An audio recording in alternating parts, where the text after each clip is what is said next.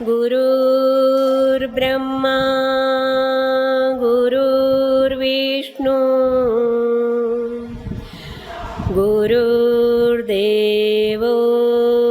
महेश्वर गुरुर्साक्षात् परब्रह्म तस्मै श्री गुरुवे नमः। अखंड आनंदबोधेन शिष्यसंतापहारिणे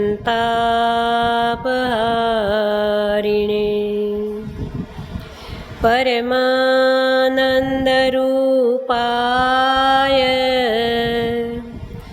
तस्मै श्री गुरुवे नमः। वंदां गुरुपदकंज कृपा सिंधु नररूपहरि महामोहतमपुंज जासु वचन रविकर निकर नीलांबुज श्यामलकोमलांगं सीता समारोपितवामभागं पाणमहासायकचारुचापम्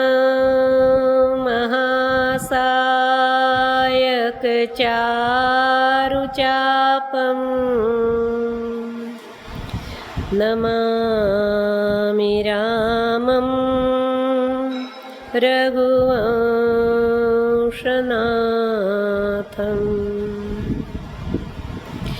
प्रणवां पवनकुमार खलवन पावक ज्ञानगण जासु हृदयागार बसहि राम शरचापदर। रामचरितमानस विमल संतन जीवन प्राण हिंदुआन को वेद सम जब नहीं प्रगट कुरान। सियावर रामचंद्र भगवान की जय। श्री सद्गुरुदेव भगवान की जय। पवन सुत हनुमान जी महाराज की जय। मानस मैया की जय। जय जय सीताराम। जय सिया राम, जय भगवान। चरितं रघुनाथस्य शतकोटिप्रविस्तरम् एकैकमक्षरं पुंसां महापातकनाशनम्। एक एक अक्षर की महिमा अपरंपार, महापाप से हमें मुक्त कराने वाला ये दिव्य चरित्र परमात्मा का।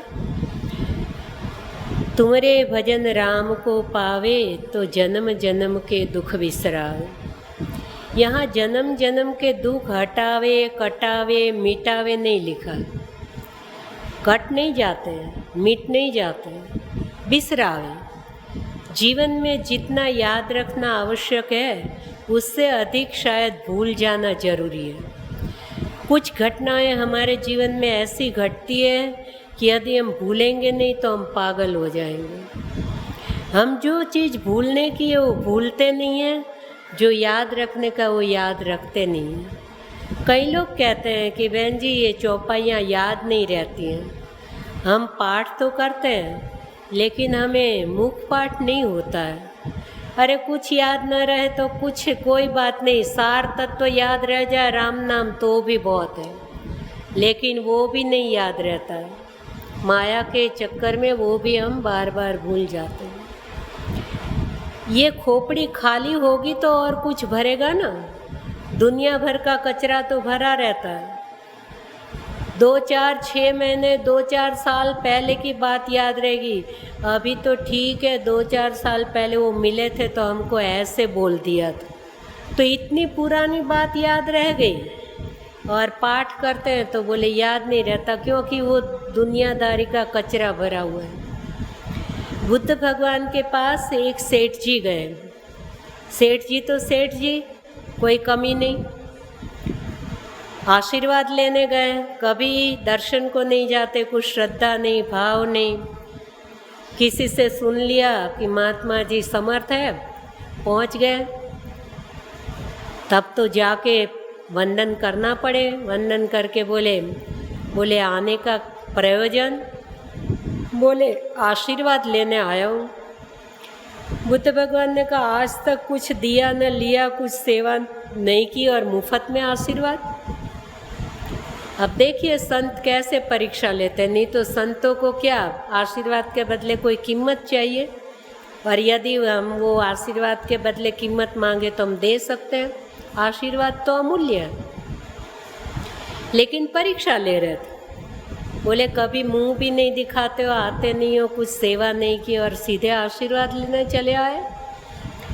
सेठ जी ने अपनी भूमिका के हिसाब से सोचा, लालची लगते हैं। बोले जो भी सेवा हो बता दीजिए, कोई खामी नहीं है, मैं करने को तैयार हूँ। क्या सेवा करूँ आपकी? बोले एक आध दिन भिक्षा तो दो। बोले बाबा जी भूखे रहते लगते होंगे, कहीं से भिक्षा नहीं मिलती होगी। बोले कल आ जाना। ठीक है, बोले कल 11-12 बजे तक आ जाऊँगा। कोई कमी नहीं है, घर की गैया है, गैया का दूध घोट घोट के बढ़िया सी खीर बनाई, बादाम पिस्ता चारोली डालकर, इलायची केसर सब डाला। निश्चित समय पर बुद्ध भगवान पहुँच गए। भिक्षाम देहि, भगोनी भर के खीर लेके आए। बाबा जी ने कमंडल रख दिया, इसमें दे दीजिए भिक्षा। सेठ जी ने देखा पूरा कीचड़ से भरा हुआ था। अरे बाबा जी खीर किस में दो? बोले इसमें दे दो। बोले इसमें तो कीचड़ भरा हुआ। अरे कीचड़ भरा हुआ, तो बोले तो क्या करें? बोले कि इसको मैं साफ करवा देता हूँ, और कोई बर्तन दूँ? बोले नहीं, हम तो साधु महात्मा ये कमंडल ही रखते हैं। ठीक है, नौकर को बुलाया, बोले रगड़ रगड़ के इसको अच्छी तरह साफ कर दो। कमंडल बढ़िया सा साफ करवाया, खीर दी अंदर, लेकर बाबा जी चलने लगे। बोले महात्मा जी। बोले क्या? बोले आशीर्वाद तो दिया ही नहीं, खीर के बदले आशीर्वाद तो दो, आज मैंने आपको सेवा की है। बोले अच्छा ठीक है, आपने मुझे खीर कब दी? बोले आपने कमंडल रखा था। कमंडल में कब डाली? बोले इसमें से कीचड़ साफ किया था।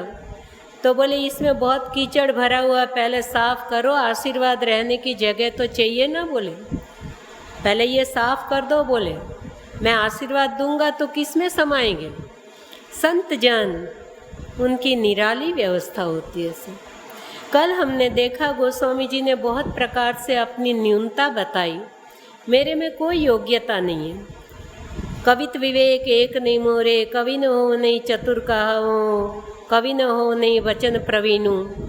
तो किसी ने पूछ लिया कि फिर आप इतना साहस करें, इतना महाकाव्य लिखने की, किस आधार पर? बोले मुनिन प्रथम हरि कीरति गाई, ते ही मग चलत सुगम मोहि भाई। अपने ऋषि मुनियों ने पंथ बना दिया, इस पथ पर वो चले हैं, अब वो जगह बन गई तो उस पथ पर मुझे चलना आसान हो गया। कठिन से कठिन जो पथ हो उसमें कोई सामर्थ्यवान ब्रिज बना दे। अति अपार जे सरितवर, जो नृप सेतु कराई, चढ़ी पिपीलिका परम लघु, बिनु श्रम पारई जाई।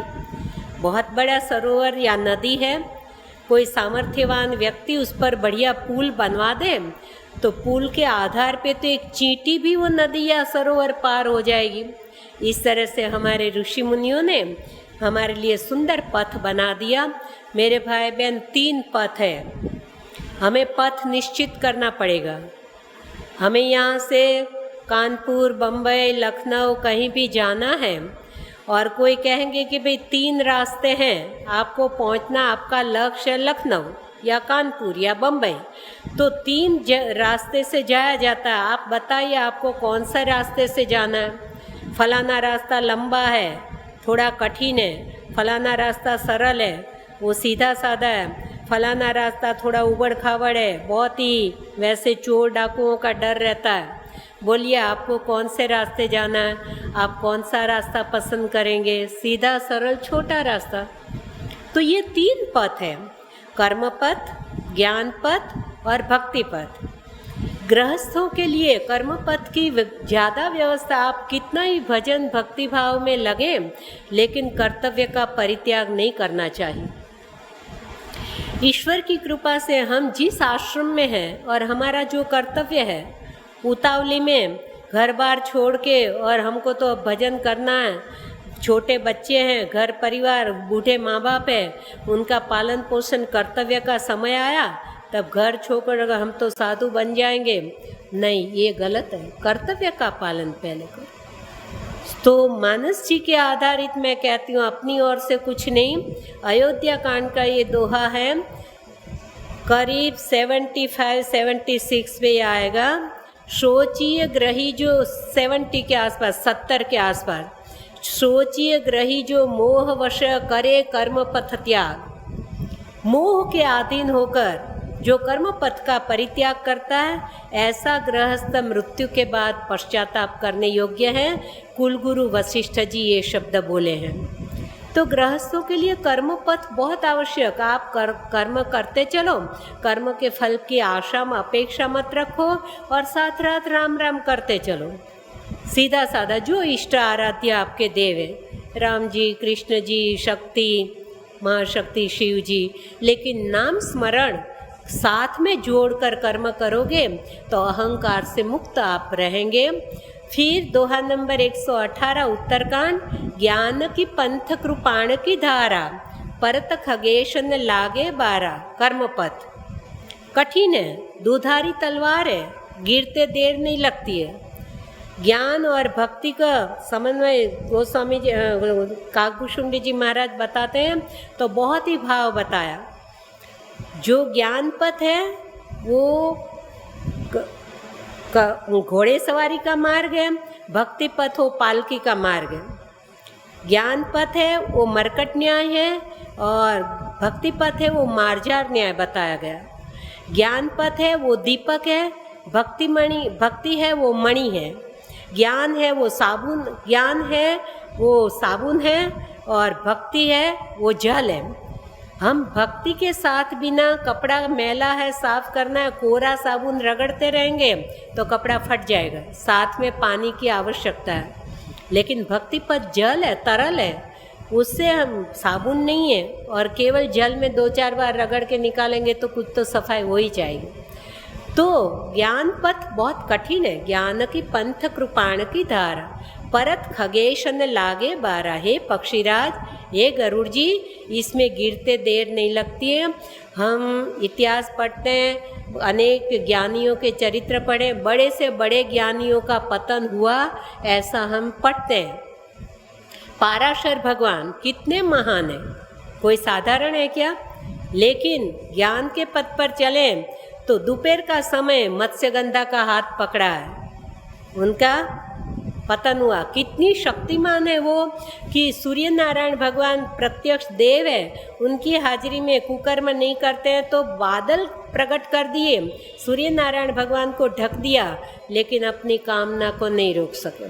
विश्वामित्र जी, विश्वामित्र महामुनि ज्ञानी, वो परम ज्ञानी है। 60,000 साल तक जिन्होंने तप किया, मेरे भाई बहन, आज कोई है क्या 60,000 साल तप करने वाले? इतनी आयुष ही नहीं है। लेकिन तपस्या में से निकले और मेनका नाम की अप्सरा में फंस गए। तो बड़े से बड़े ज्ञानियों का पतन बताया गया, पर श्री कृष्ण भगवान गीता जी में कहते हैं, नमे भक्त प्रणश्यति। ज्ञानी अपने बल से ईश्वर को पकड़ता है। मैंने इतनी साधना की, इतना तप किया और भगवान का अनुभव किया, भगवान मेरे अधीन, मैंने पकड़ लिए। भक्त के मन में शरणागति भाव है, मैं कुछ भी नहीं हूँ, दीन भाव है। तो भगवान, भक्त का हाथ भगवान पकड़ते हैं, जीव ईश्वर को पकड़े कब छोड़ दे ठिकाना नहीं। ईश्वर जिनको पकड़ते हैं कभी छोड़ते नहीं है। सद्गुरुदेव भगवान भी कहते हैं, आगे भी शायद बता चुकी, 4 व्यक्ति पकड़ना ही जानते, छोड़ना नहीं जानते, मगर, मकोड़ा, ऊंट और साधु। इनको पकड़ना ही आता है, छोड़ना नहीं आता। तो ईश्वर जिनका हाथ पकड़ते हैं और भक्तजन अपना हाथ ईश्वर के हाथ में सौंप देते हैं, अपना शरणागति स्वीकार कर लेते हैं, तो भगवान कहते हैं मेरी प्रतिज्ञा है, मैं अपने भक्त का पतन होने नहीं देता हूँ। तो ये ज्ञान पंथ है। और भगवान श्री राम जी श्रीमुख से उत्तरकांड दोहा नंबर 45 के बाद श्रीमुख से बोले पुरजन गीता में, कहूँ भक्ति पथ कवन प्रयासा, योगन मख जप तप उपवासा। भक्ति पथ का मैं ज़्यादा वर्णन क्या करूँ, उसमें तपस्या उपवास आदि कुछ नहीं करना है। सरल सुभावन मन कुटिलाई, बस स्वभाव सरल रखो, मन में कुटिलता न रखे, भीतर कुछ बाहर कुछ ऐसे न रहे, हम अंतःकरण की विशुद्धि रखें। ये भगवान के श्रीमुख की दिव्यवाणी। तो ज्ञान पथ, भक्ति पथ और कर्म पथ, तीनों को रामचरितमानस में तीनों है मेरे भाई बहन, तीनों एक दूसरों से जुड़े हुए हैं। भक्ति पथ स्वतंत्र है, ज्ञान पथ और कर्म पथ उसमें मिले हुए हैं, अलग से उसका आश्रय नहीं करना पड़ता। लेकिन ज्ञान पथ और कर्म पथ स्वतंत्र नहीं है, साथ में भक्ति का साथ लेना ही पड़ेगा, वरना उसमें हम पूर्ण रूप से उत्तीर्ण नहीं हो पाते हैं। आज अचानक ये विषय आ गया, भगवान की कुछ ऐसी होगा इच्छा होगी। मनुष्य, कोई भी जीव मेरे भाई बहन, ना नफरत के योग्य है ना पूजनीय है। उनका आचरण नफरत के योग्य हो जाता है या उसका आचरण पूजा जाता है। व्यक्ति तो वही की वही होती है। तो अभी भजन गाया, हमें शुभ आचरण करना सिखाती रोज रामायण। हमारा आचरण सुंदर बने। आचरण हमारा बिगड़ा हुआ है, हम कुसंग में रहेंगे, हमारा आचरण बिगड़ जाएगा। हम सत्संग करेंगे, हम संतों की कृपा से, सद्गुरुदेव भगवान की कृपा से हमारा आचरण विशुद्ध बनेगा। हमारी ये नित्य की पाठशाला है, नित्य हम अपने आचरण को देखते रहें, हमारा आचरण मलिन नहीं होना चाहिए। हम बहुत ही जागरूक रहे, क्या खाना पीना, किससे मिलना जुलना, कैसे उठना बैठना, कैसी बानी बोलना करना, ये सब हम जागृति रखें तो हमारा आचरण विशुद्ध हो, तो कोई भी व्यक्ति पूजनीय बन सकता है। जाति पाति से नहीं पूजा जाता है, ना ही लिंग भेद है पूजन में, सम्मान में, बस केवल आचरण देखा जाता है कि इनका आचरण कैसा है। तो मेरे भाई बहन, ऐसा दिव्य ग्रंथ लेकर हम बैठे हैं, रामचरितमानस जी, जो हमें शुभ आचरण करना सिखाते हैं। अब आज हम क्रमानुसार वंदना प्रकरण में आगे बढ़ेंगे। कल हमने देखा गोस्वामी तुलसीदास जी महाराज जी हमें चौपाई के माध्यम से अयोध्या ले चले। परम पावनी अयोध्या नगरी अवध है, जहाँ किसी का वध नहीं होता। परम पावनी सरयू जी बह रही है, वहाँ के लोगों पर भगवान को अति ममता है। परमात्मा अति उदार है। सीता जी की निंदा करने वाले को भी वो पाप के ढेर है, पाप की राशि है, फिर भी उसको क्षमा करके वहाँ रहने दिए। माँ कौशल्या जी को पूर्व दिशा की उपमा देकर वंदन किया, जिनकी गोद में स्वयं रामचंद्र भगवान प्रकट हुए हैं। दशरथ महाराजा समेत सभी रानियों को याद किए, उनको भी प्रणाम किए। आपका शिशु, आपका बालक का दास जानकर मुझ पर कृपा बनाए रखिए। और चक्रवर्ती सम्राट महाराजा दशरथ जी को आदर किया, प्रणाम किया। क्यों कि मेरे इष्ट देव, मेरे प्रभु के चरणों में जिनको सत्य प्रेम है, प्रभु के बिछुड़ते ही अपना प्राण प्यारा शरीर भी तिनके की भांति त्याग दिया। यहाँ तक कि हमने क्रमानुसार यात्रा की थी। अब आगे की चौपाइयाँ थोड़ी गुनगुनाए और हम आगे बढ़े। प्रणव परिजन सहित विदेहूँ, जाहि राम पद गूढ़ स्नेहूँ, योग भोग मह राखेऊँ गोई, राम बिलोकत प्रगटेऊँ सोई, प्रणवं परिजन सहित विदेहूँ। मेरे भाई बहन, हमारी छिद्रान्वेषी दृष्टि नहीं होनी चाहिए। छिद्रान्वेषी दृष्टि जिसकी हो जाएगी, या जो सरोता का काम करते हैं, वो गोस्वामी जी की भी गलती निकालते हैं कि गोस्वामी जी ने जनक महाराजा के परिवार के साथ अन्याय कर दिया। ऐसी बात नहीं है। हम गोस्वामी जी से महान थोड़ी हैं। और उनको कल भी हमने देखा कि स्वयं शिव जी ने ये लिखवाया, तो हम उनकी गलती कहाँ निकालने वाले कौन होते हैं। उनके साथ अन्याय नहीं किया है। जनक महाराजा का परिवार इतना महान है मेरे भाई बहन। कहते हैं कि राम जी के परिवार का, दशरथ जी के परिवार का व्यक्तिगत गोस्वामी जी ने नाम लेकर एक एक को वंदन किया। और महाराजा जनक जी की बेटियां इतनी महान है, तो उर्मिला जी को बहुत अन्याय किया गया, तो उनको नाम लेकर स्वतंत्र रूप से वंदन क्यों नहीं किया। एक प्रश्न करते हैं, परिवार समेत जनक जी को वंदन, बस इतना ही क्यों लिख दिया। मेरे भाई बहन, जनक महाराजा की बेटियां इतनी महान है, उनका बलिदान कोई साधारण वस्तु नहीं है। जैसे हम कोई इमारत खड़ी करना चाहे तो इमारत में जितने भी नींव के पत्थर है वो दिखाई देते हैं क्या? लेकिन नींव के पत्थर नहीं होंगे तो इमारत किस आधार पे खड़ी रहेगी। जितनी ईंटा पत्थर बाहर दिखेंगे उस पे प्लास्टर किया जाएगा, रंग बनाया जाएगा, उसको सजाया जाएगा, वो सब दिखती है बाहर की दीवार, लेकिन जो भीतर है नींव में वो दिखाई नहीं देती। लेकिन नींव के आधारित तो इमारत खड़ी है।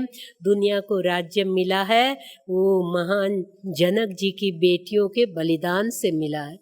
बहुत ही प्रसंग मिलते हैं, बहुत ही भावपूर्ण ये प्रसंग है मेरे भाई बहन। उर्मिला जी को अन्याय नहीं किया। उर्मिला जी इतना दिव्य पात्र है, उनका इतना भारी बलिदान है कि जिसका वर्णन हम एक दो प्रसंग देखने को समझने का प्रयास कर रहे हैं। और वैसे भी मेरे भाई बहन, कोई समाज में इतना ऊंचा व्यक्तित्व हो कि उनके लिए कोई कुछ बोलने को खड़ा हो जाएगा तो वो लिख के भी लाएगा ना, तो भी कागज हाथ में लेकर उसके हाथ कांपेंगे, बोल नहीं पाएंगे, आंखें छलक जाएगी उसकी, कंठ गदगदित हो जाएगा और यही कह के बैठ जाएगा कि मेरे पास उनके लिए कोई शब्द नहीं है, मैं उनको वंदन करके बैठ जाता हूँ। ऐसा व्यक्तित्व आज भी होता है। तो ये जनक जी की बेटियां उर्मिला जी वगैरह इतनी महान है। गोस्वामी जी कहते मेरी कलम कांप रही है, उनको लिखने को मेरे पास शब्द नहीं है। इतना ऊंचा भाव है। प्रणवं परिजन सहित विदेहु, जिनको प्रभु के अभी उस प्रसंग को थोड़ा लेंगे, 2 चौपाई देख के। जाहि राम पद गूढ़ स्नेहु, ऐसा गूढ़ प्रेम है जो कोई पहचान नहीं सकता, कोई समझ नहीं पाता उसको। योग और भोग में छिपा कर रखा है। लेकिन मेरे भाई बहन, वैर प्रेम नहीं दुरे दुराए। बैर और प्रेम लाख छुपाना चाहो छिप नहीं सकता। प्रथम दर्शन जनक महाराजा को प्रभु का मिला है पुष्प वाटिका में जाने से पहले, जब जनकपुर विश्वामित्र जी के साथ दोनों भैया पहुँचे वहाँ, तो जनक महाराजा अपने मंत्रीगण ब्राह्मणों को सबको लेकर मिलने चले और राम जी और लक्ष्मण जी पुष्प वाटिका देखने वहाँ थोड़ा विश्वामित्र जी ने भेज दिए। वो भेजने का भी कारण था कि मेरे राम की महत्ता कम न हो जाए, मेरे इष्ट देव की महत्ता कम न हो जाए। जनक जी परम ज्ञानी हैं, इतने महान हैं, उम्र में भी बड़े हैं, और मेरे संग सचिव शुचि भूरि भट भूसुर वर गुरु ज्ञाति, चले मिलन मुनि नायकी मुदित राव यही भांति। सबको लेकर प्रसन्नता से जनक जी मिलने गए विश्वामित्र जी को। विश्वामित्र जी त्रिकाल ज्ञानी है, समझ गए कि आ रहे हैं। राम जी और लक्ष्मण जी को कहा, बेटा इतनी दूर से पैदल चल के आए, थोड़ा घूम के आओ, फ्रेश हो जाओ, जाओ। उनको भेज दिए। कि जनक जी आएंगे तो विशिष्टाचार के कारण भी मेरे राम को खड़ा होना पड़ेगा, मेरे पास दोनों राजकुमार बैठे होंगे तो, और उनका आदर सम्मान करना पड़ेगा। जनक जी कितने ही महान हो लेकिन मेरे राम से बड़े नहीं हैं। तो मेरी इच्छा है कि पहले जनक जी आ जाएं, मैं उनके कुशल समाचार पूछ के यथास्थान हो बराबर विराजमान हो जाएं, बाद में ते ही अवसर आए दो भाई। और उसी समय राम जी लक्ष्मण जी गए रहे देखन फुलवाई, फुलवाई देखने गए थे, वो दोनों आ गए। और उठे सकल जब रघुपति आए, विश्वामित्र निकट बैठाए। तो जैसे करंट लगाओ, आज भी हमारे बीच में कोई ऐसा व्यक्तित्व आ जाए और हम लाख चाहे कि नहीं खड़े नहीं होना है, फिर भी ऐसा झटका लगेगा कि हम अपने आप खड़े हो जाएंगे। तो भगवान राम जी पधारे तो जनक महाराजा अपने समाज समेत एकदम खड़े हो गए। तब विश्वामित्र जी राजी हुए कि अब बराबर है। तो राम जी की महत्ता कम न होनी चाहिए, वो मेरे इष्ट देव राम महान है, इसलिए ऐसा किया गया। अब योग और भोग में जो प्रेम को छिपाया था, भयं विदेह विदेह विषय की, एक ही ध्यान से एक ही नज़र से ऐसे दर्शन कर रहे हैं, वहाँ से दृष्टि हटना नहीं चाहती हैं। और वो निर्गुण निराकार व्यापक ब्रह्म के परम ज्ञानी है, परम उपासक हैं, कभी सगुण स्वरूप में मानने वाले नहीं हैं। और खुद बोल गए, इन्हीं बिलोकत अति अनुरागा, बरबस ब्रह्म सुखई मन त्यागा। इनको देखते मेरे हृदय में अनुराग उमड़ रहा है और जबरन ब्रह्मत्व को, ब्रह्म भाव को मेरा मन वहाँ से हट रहा है। वयों सकित जिमी चंद चकोरा, जैसे चकोर चांद की ओर से दृष्टि हटाना नहीं चाहता है, वैसे मेरी दृष्टि इनकी ओर से हटना नहीं चाहती है। इतना प्रेम उमड़ आया। तो मेरे भाई बहन, योग भोग में राख्यों गोई, राम बिलोकत प्रगट्यो सोई। जैसे ही राम जी को प्रथम दर्शन किए और योग भोग में जो प्रेम छिपा के रखा था तुरंत ही प्रकट हो गया। अब हम चारों बेटियों का, माँ जानकी जी का तो चरित्र है ही है, लेकिन तीन बेटियाँ माँ आद्य शक्ति मांडवी जी, उर्मिला जी और श्रुति कीर्ति जी, इनका बलिदान देखिए। जब भरत भैया चित्रकूट अवधवासी सारे के सारे जाने को तैयार हैं, प्रभु से मिलने हेतु पधार रहे हैं और अनुनय विनय करने जा रहे हैं, वापस लौटाने की भावना लेकर जा रहे हैं, तो आप चित्रकूट की सभाओं में जंगल में पाएंगे कि माताएं, महाजन, मंत्री, गुरु पत्नी, गुरु जी, भूदेव, पूर्वासी जन सब दिखाई देंगे। वो तीन देवियाँ कहीं दिखाई देती है क्या?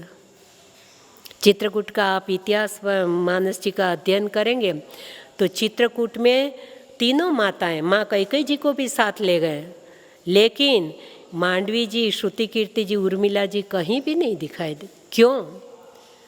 जब चित्रकूट के लिए रवाना हुए तो भरत जी को चिंता हो गई कि अब कोई भी यहाँ रहने को राजी नहीं है, तो इतनी बड़ी चक्रवर्ती सम्राट की नगरी पीछे कोई हमला कर दे और सारा लूटफाट मचा दे, सारा का सारा खजाना लूट के ले जाए, तो संपत्ति सब रघुपति की आही, जो बिनु यत्न चलो तजिता है। इतना यत्न की इसका सार संभार किए बिना जाऊंगा तो पापी शिरोमणि साईं दुहाई, तो मैं तो पापियों का शिरोमणि माना जाऊंगा। ये संपत्ति का मालिक मैं नहीं हूँ, मेरे प्रभु की संपत्ति है और इसकी रखवाली करना, इसको ध्यान से संभाल के रखना मेरा कर्तव्य हो जाता है।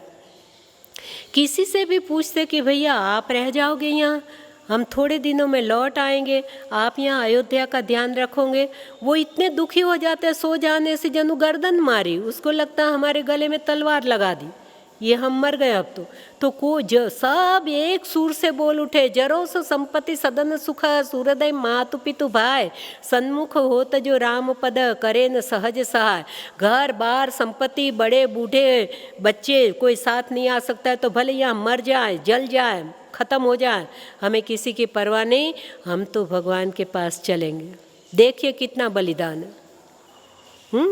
अपने तो केवल बातें करते हैं, हाँ अब तो इतना भक्तिभाव उमड़ता है, ऐसा लगता है कि ये सब झंझट छोड़ो और भजन में लग जाओ। कई लोग मेरे को कहते हैं बहन जी अपने साथ ले चलो, बहन जी का ठिकाना नहीं है कहाँ रहती है और आपको डर साथ में रख के क्या करेगी। तो साथ कई माताएं भावावेश में बहनें कहीं कहती है, मैं बोली घर में जो भजन नहीं कर पाएगा वो बाहर क्या कर पाएगा, घर में भजन करो। कर्तव्य निभाते निभाते, ये तो कर्तव्य से मुख मोड़ के निकल जाना तो कायरता है।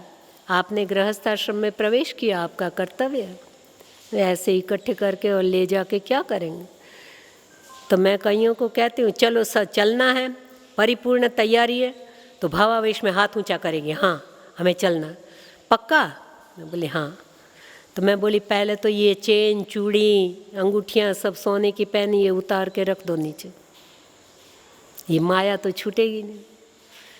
चाबी का गुच्छा अलमारी का तिजोरी का कमर में लगाए वो बहू को बेटी को सौंप दो, निकालो पहले सब ये ख़त्म करो। चलना ही है, फिर क्या है, छोड़ो सब। नीचे देख जाती तुरंत। मैंने कहा बाद में देखेंगे। कबीरदास जी के साथ भी यही घटना घटी थी। बाबा जी के पीछे सब लगे, बाबा जी आप कितने मस्ती से घूमते हैं, कितना भजन करते हैं, कितनी साखियाँ बोलते हैं, आपका जीवन धन्य है, हमें ये सब झंझट में से छुड़ा लो, ये जंजाल में फंस गए हैं और आपके साथ ले चलो। बाबा जी बोले कि थोड़े दिन रुक जाओ, फिर अपने साथ जिसको आना है तैयार हो जाना। इस बात को 8-15 दिन बीत गए और चौक में एक दिन शाम को जलती हुई मसाल लेकर खड़े रह गए बाबा जी। बोले आप सब लोग कहते थे हमें भी आपके साथ ले चलो ले चलो, चलो किस किस को आना है, तैयार हो जाओ, आगे खड़े हो जाओ। बोले सब आगे आके खड़े रह गए, बाबा हमको चलना है हमको चलना है। तो कबीरा खड़ा बाजार में लिए मसाली हाथ, जो घर फूके आपना चलो हमारे साथ। मसाल हाथ में लेकर खड़े हैं कि ये ले लो मेरे हाथ में से मसाल, अपने घर को आग लगा के आ जाओ और फिर चलो मेरे साथ। सब के सब वहीं रुक गए। कहना आसान है, जीतना करना आसान नहीं। कई लोग कहते हैं कि हमको इस जंजाल से छुड़ाओ। छूटना है तो मानस जी में उपाय है, नाम काम तरु काल कराला, सुमिरत मिटहि सकल जग जाला। घर में रहते हुए आप जगत की जंजाल से छूट जाओगे। मशीनवत कर्म करते रहोगे, उसके फल की अपेक्षा नहीं, अपना केवल कर्तव्य मान के और खूब नाम जपो, भीतर से जंजाल में से छूट जाओगे। और 93 नंबर का दोहा अयोध्या कांड का, भक्त भूमि भू सुर सुर भी, सुरहित लागी कृपाल, करत चरित धरि मनु जतन, सुनत मिटहि जग जाल।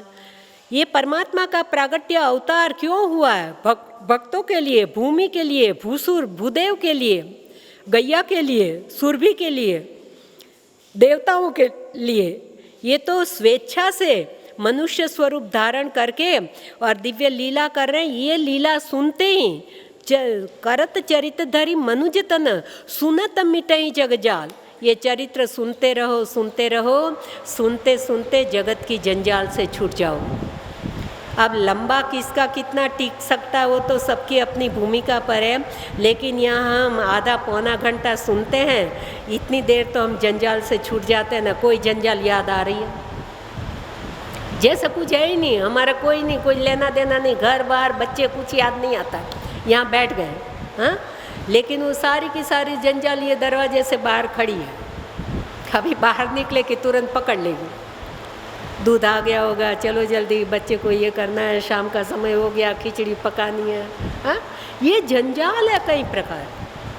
लेकिन जितना इसमें डूबे रहें, इसलिए कहते हैं मन करी विषय अनल बन जरई।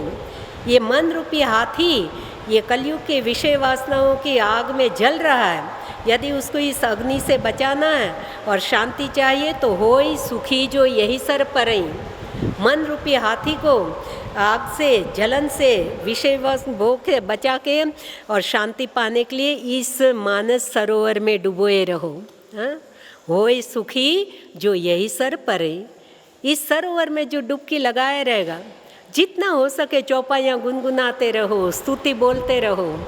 हाँ, कल बम्बई से फ़ोन आया था कि बहन जी आप प्रातः स्मरण, रामाष्टक, गुरु अष्टक, रामस्तवराज और राम रक्षा इसमें बोल दीजिए ना, तो कायम के लिए YouTube में आ जाएगा और हम कायम साथ साथ गा सकेंगे। हम काम करते करते भी चालू कर देंगे तो सुनते सुनते हम बोल पाएंगे। मैंने कहा जैन साहब से आप बोलो, वो जैसे कहेंगे हमारा पावर हाउस अभी वो है, वहाँ से जैसा आदेश होता है वैसा देखा जाए तो अच्छा है। लालायित है कि हम कुछ कुछ स्तोत्र गुनगुनाते रहें, हम किसी भी तरह से ईश्वर से जुड़े रहें। तो मेरे भाई बहन, हाथ से काम, मुख से हरि का नाम, ऐसे अब तो देखो विज्ञान कितना आगे बढ़ गया।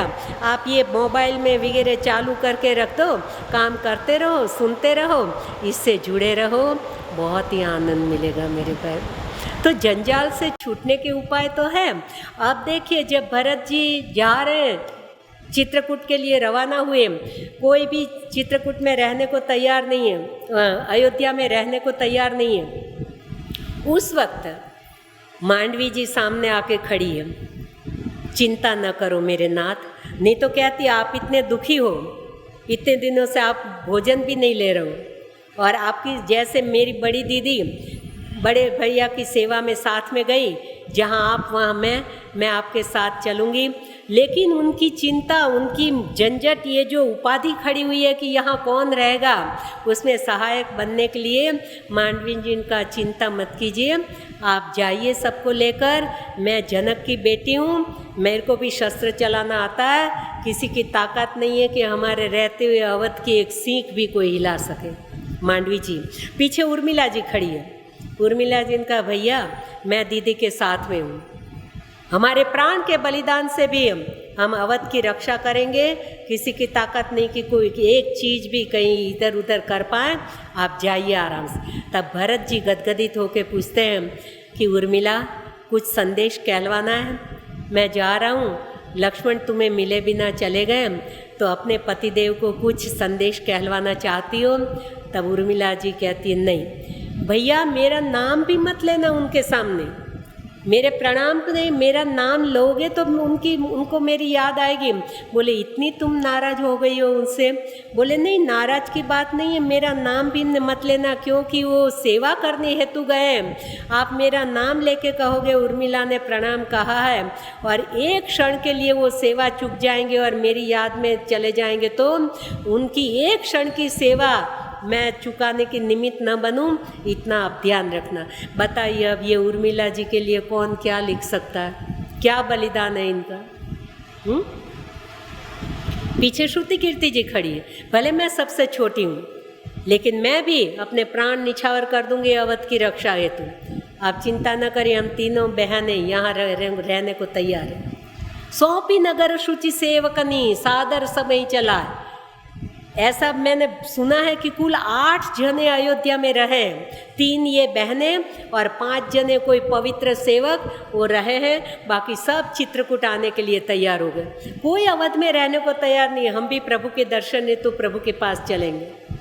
तो मेरे भाई बहन, इनका और भी आगे बहुत सी प्रसंग मिलते हैं, बहुत बड़ा बलिदान है, तो अन्याय नहीं किया मेरे भाई बहन। प्रणवों परिजन सहित विदेहूँ, जाहि राम पद गूढ़ सनेहूँ। महाराजा जनक जी को उनके परिवार समेत गोस्वामी जी ने वंदन किया। अब 4 भाई हैं, उसमें राम जी सबसे बड़े हैं। अब गोस्वामी जी ने क्रम तोड़ दिया, सबसे पहले वंदन भाइयों में भरत जी को किया, पहले राम जी को वंदन करना चाहिए, लेकिन गोस्वामी जी ने सबसे पहले भरत को वंदन किया। क्यों? भरत जी परम भक्त है, संत है, और राम जी कहते मोते संत अधिक करी लेखे, मोरे मन प्रभु अस विश्वासा, राम ते अधिक राम कर दासा। तो पहले राम जी के दास की मैं वंदना करूं, और भरत जी तो कितने महान हैं इस हिसाब से भी। और सबसे जो महान है, वैसे यहाँ भी कोई सभा भरी हो और ऐसे कोई धार्मिक हो, कोई राजकारणी हो, कोई भी समाज की सभा हो, तो जो साधारण बोलने वाले हो ना, उनको पहले माइक दे देते हैं, और जिनको सुनने के लिए सब लालायित रहता है ना, उनको सबसे आखिर में माइक दिया जाता है। वैसे जो सबसे महान है, उनको सबसे आखिर में वंदना करेंगे। राम से बड़ा राम का नाम, तो राम जी के बाद उनके नाम की वंदना आएगी। तो प्रथम वंदना भरत जी की है। चले, प्रणवा प्रथम भरत के चरणा, जासु नेम व्रत जाइन बरणा। राम चरण पंकज मन जासु, लुप्त मधुपैव तजैन पासु। भरत जी के चरणों में प्रथम वंदन। लेकिन एक बात यहाँ खास ध्यान रखने की है कि भरत जी के चरण को कमल नहीं लिखा। लक्ष्मण जी के चरण कमल है, शत्रुघ्न जी के चरण कमल है, हाँ, लेकिन भरत जी के चरण के आगे कमल शब्द नहीं लगाया। कारण क्या है? प्रणवो प्रथम भरत के चरण, केवल भरत जी के चरण में वंदन। जासु नेम व्रत जाई न बरना। 14 साल तक ऐसे के ऐसे बैठे हैं, कंदमूल फल भी नहीं पाते हैं, आड़े भी नहीं पड़ते हैं, सोने के लिए विश्राम भी नहीं लेते हैं, और 14 साल तक अश्रुओं की धारा, आँखों के आंसू का अभिषेक चालू है। उनके नियम व्रत का कौन वर्णन कर सकता है? जासु नेम व्रत जाई न बरना। राम चरण पंकज मन जासु। अब राम जी के चरण को कमल बताया, पंकज। राम जी के चरण कमलों में लुप्त मधुपेय तजेन पासु, उनका मन रूपी भौरा राम जी के चरण रूपी कमल में फंसा हुआ है, लुभायमान है, हाँ? अब अपने भरत जी के चरण को कमल लिख देते हैं तो मन है वो भौरे की उपमा दी है, तो भौरे को तो कमल प्रिय है, वो उन्हीं के चरण से दूर जाता ही नहीं।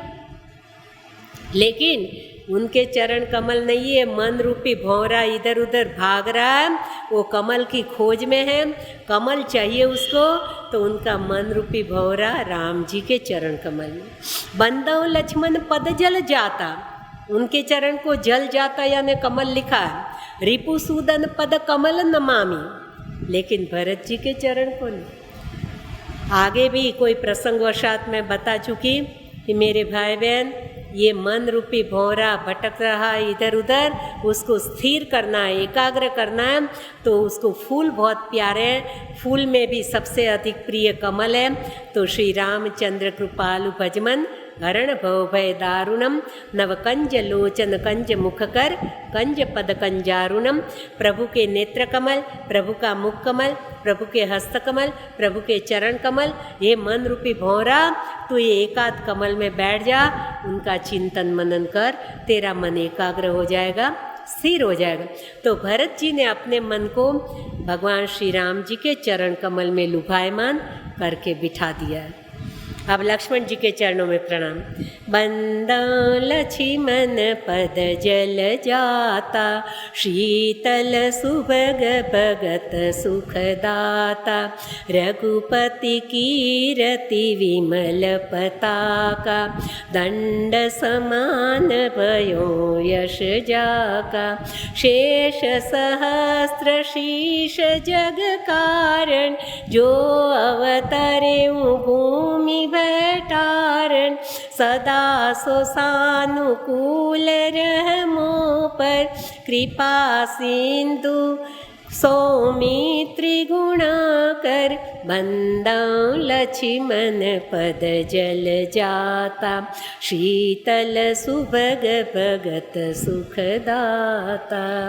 लक्ष्मण जी के चरण कमलों में वंदन किया, प्रणाम किया। उनके चरण शीतल है, सुभग है।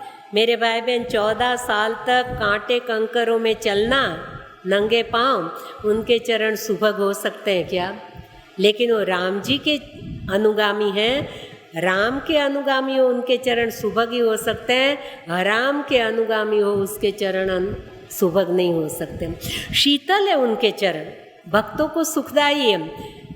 अब भक्तों के लिए उनके चरण शीतल है लक्ष्मण भैया के, लेकिन परशुराम जी को जरा पूछो, प्रभु से विमुख जाओगे तो वो शीतल नहीं है, हाँ? भक्त सुखदाता, जो मेरे प्रभु के भक्त हैं उनके लिए मैं शीतल सुखदाई हूँ। बंदो लक्ष्मण पद जल जाता, शीतल सुभग भगत सुखदाता। रघुपति कीरति विमल पताका, परमात्मा की, भगवान श्री राम जी की कीर्ति रूपी ध्वजा लहराने के लिए लक्ष्मण भैया दंड बनकर खड़े हैं। कीर्ति रूपी ध्वजा लहराएगी। मेरे भाई बहन, दंड के बिना ध्वजा किस पे लहराएगी? दंड तो चाहिए। और फिर ध्वजा की पूजा की जाती या दंड की पूजा की जाती है? दंड के बिना ध्वजा रहेगी कहाँ? तो भगवान की कीर्ति रूपी ध्वजा लहराने के लिए लक्ष्मण भैया दंड बन के खड़े हैं, इसलिए लक्ष्मण जी की वंदना पहले। शेष सहस्त्र शीश जग कारण, शेषा अवतार है लक्ष्मण भैया। जो अवतरे वो भूमि भय तार है। भूमि का भार उतारने के हेतु उनका अवतार हुआ, उनका प्रागट्य हुआ। जो अवतरे हूँ, अवतार है लक्ष्मण जी का भी। और भगवान ने कहा अंशन सहित मनुज अवतारा, मेरे अंशों समेत मैं मनुष्य रूप में अवतार धारण करूँगा। तो लक्ष्मण जी, भरत जी सब अवतारी पुरुष, अवतारी महान विभूतियाँ हैं। जैसे हमारे सद्गुरुदेव भगवान अवतार है। कोई माने न माने, सबकी इच्छा की बात है, अपनी अपनी भावना है। जिनके रही भावना जैसी, प्रभु मूर्ति देखी तिन तैसी। कितने सब अलग अलग भाव से राम जी के दर्शन करते हैं। वैसे अपने सद्गुरुदेव भगवान के लिए भी दर्शन सबका अलग है। जिस सब स्वतंत्र है, जैसा ठीक लगे दर्शन करो, लेकिन हमारे लिए अवतार है। जो अवतरे भूमि भय तारे, भूमि का भार उतारने के लिए लक्ष्मण जी प्रकट हुए। अब भगवान श्री राम जी का अवतार क्यों हुआ? पहले ही सुंदरकांड में भगवान ने बता दिया। सुग्रीव आदि से कहते हैं डरो मत, चिंता मत करो, जगमा सखा निशाचर जेते, मैं राक्षसों को मारने हेतु नहीं आया। आँख की पलक बंद करूँ खोलूँ कर, इसमें तो नई सृष्टि, प्रलय भी हो जाए और नई प्रकट भी हो जाए। भ्रुकुटी विलास सृष्टि लय होई, सपने उस संकट परे की सोई। तो राक्षसों को मारने के लिए, रावण को मारने के लिए मुझे अवतार लेना पड़ेगा क्या? उसके लिए तो मेरा भाई लक्ष्मण अकेला ही बहुत है। जगमा सखा निशाचर जेते, लक्ष्मण हनि निमिष्म तेते। मेरा भाई लक्ष्मण अकेला ही एक क्षण में सबको खत्म कर देगा, भूमि का भार उतार देगा। उसका अवतरण हुआ है भूमि का भार उतारने के लिए। जो अवतरे भूमि भय तारे, वो मेरे पर सदा प्रसन्न रहो, सदा सो सानुकूल रह मोह पर, कृपा सिंधु सौमित्री गुणाकर। हे सुमित्रा नंदन, आप गुण के धाम हैं, आप पे हमारे पर कृपा दृष्टि बनाए रखें। लक्ष्मण जी के चरणों में भी वंदन किया, प्रणाम किया। अब शत्रुघ्न लाल जी महाराज जी की वंदन, फिर साथ साथ श्री हनुमान जी महाराज और वंदना में आगे हम कल प्रवेश करेंगे। आज का समय पूरा हुआ, यहाँ पर हम विराम कर देते हैं। जय सिया राम।